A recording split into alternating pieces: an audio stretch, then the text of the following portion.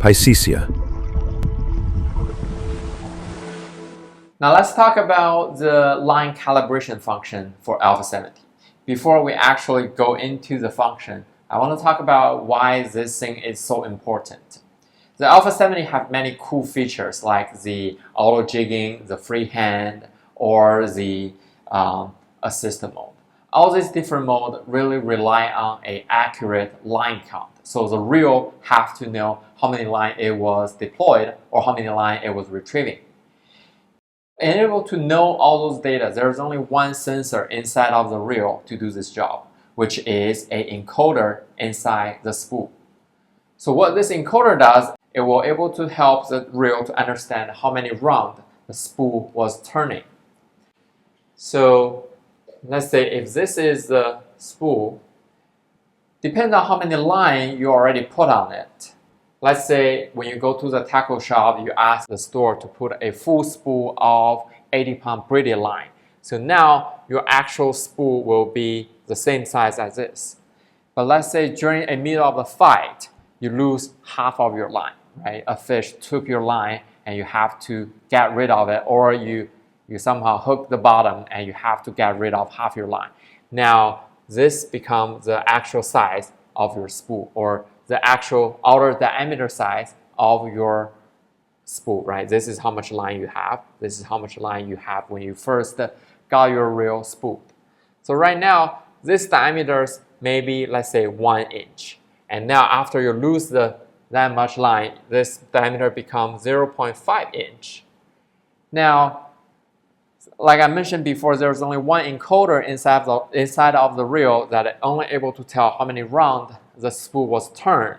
So let's say at the same time, if it's still 1 round of spool spinning, now this thing will deploy 3.14 times 1 times 2 equal to somewhere around 6 inch, right? 1 round of this spool is about 6 inch of the line deployed, versus this one will be same times 0.5 times 2, which is about 3 inch of the line deployed.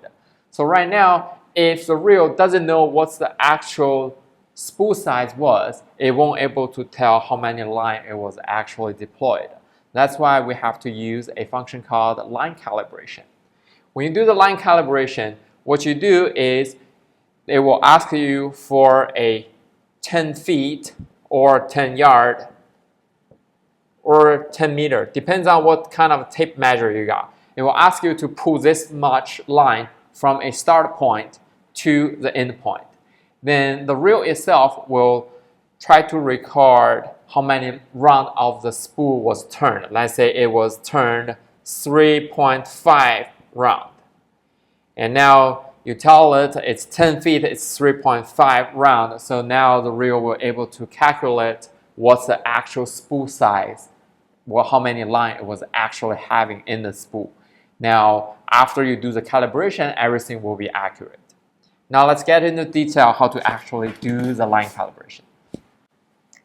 Now let's see how to do the actual calibration on your reel. Long press the crown and go into the secondary menu. All the way scroll down to calibration. Depends on the type of tape measure you got. If you have the tape measure in metrics, then you can change the unit to meters. Or if you have it in Impro, you can change it back to feet. Here, let's use 10 meters. So you can also change the number here to any number you want. And the bigger the number, the better the calibration result is going to be.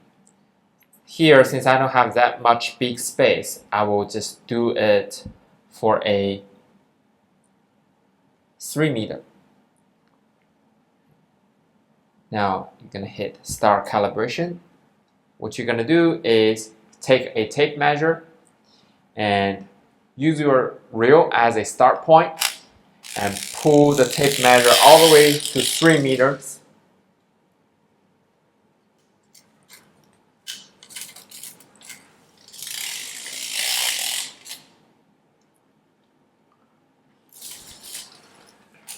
Once you're at that 3 meters, mark that spot, and now pick up the end of your line, make this the same distance as your start point, and start pull it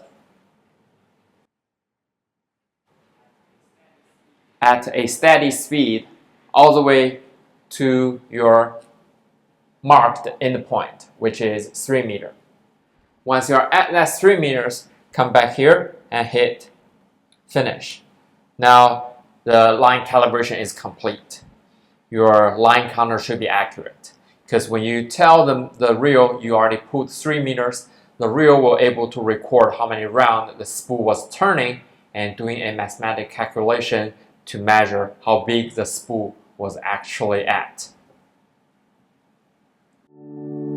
Piscisea,